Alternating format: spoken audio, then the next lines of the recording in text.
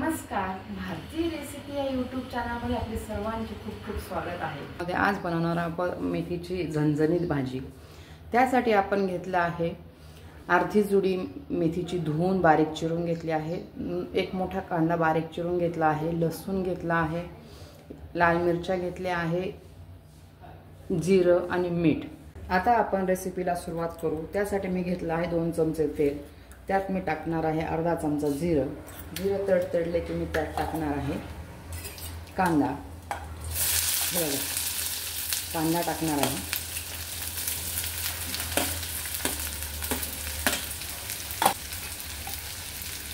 कांदा छान ब्राऊन होईपर्यंत आपण परतून घेणार आहोत। मी टाकणार आहे अर्धा चमचा मीठ।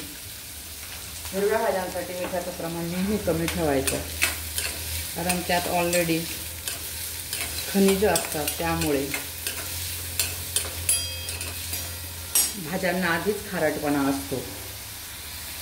कांदा परतून घेतोय तोपर्यंत आपण मिरच्या लसूण बारीक करून घेऊ। हे बघा, अशा मी खलबत्त्यात मिरच्या लसूण बारीक करून घेणार आहे। आपला कांदा जवळपास ट्रान्सपरंट झाला आहे। आपल्याला मेथी पण अशीच फ्राय करून शिजवायची आहे, त्यामुळे अर्धा कांदा ट्रान्सपरंट झाला की आपला कांदा जवळपास ट्रान्सपरंट झाला आहे। आता आपण त्यात बारीक करून घेतलेला मिरची आणि लसणाचा ठेचा टाकणार आहोत। लसूण आणि मिरचीच्या ठेच्याला पण यात छान परतून घ्यायचा आहे। मिरच्या लसूणचा ठेचा पण छान परतून घ्यायचा आहे, म्हणजे त्यातला तिखटपणा कमी होईल। आता आपला मिरच्या लसूणचा ठेचा पण परतला आहे, तर आता आपण यात घालून घेणार आहोत बारीक चिरून घेतलेली मेथी। हे बघा,